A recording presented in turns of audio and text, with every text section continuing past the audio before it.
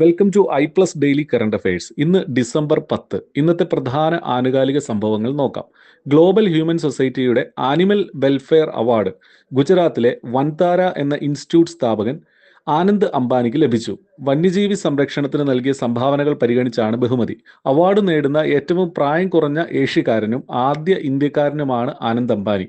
Kottayam CMS കോളേജിൽ കേരളത്തിലെ ആദ്യത്തെ Gen Z post office extension counter ആരംഭിച്ചു. തപാൽ സാമ്പത്തിക സേവനങ്ങളിലുള്ള വിദ്യാർത്ഥികളുടെ ഇടപെടൽ വർദ്ധിപ്പിക്കാനായി ക്യാമ്പസ് അധിഷ്ഠിതവും യുവജന കേന്ദ്രീകൃതവുമായ ഒരു മാതൃകയായാണ് ഇന്ത്യ പോസ്റ്റ് ഈ പദ്ധതി ആരംഭിച്ചത്. മധ്യപ്രദേശ് സ്വദേശിയായ 3 വയസ്സുകാരൻ സർവാഗ്യ സിംഗ് ലോകത്തിലെ ഏറ്റവും പ്രായം കുറഞ്ഞ ഒഫീഷ്യലി റേറ്റഡ് ചെസ് കളിക്കാരനായി മാറി.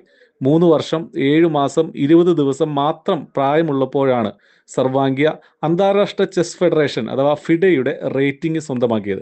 ഡെയിലി കറണ്ട് അഫയേഴ്സ് ലഭിക്കാൻ ഇപ്പോൾ തന്നെ ചാനൽ സബ്സ്ക്രൈബ് ചെയ്യും.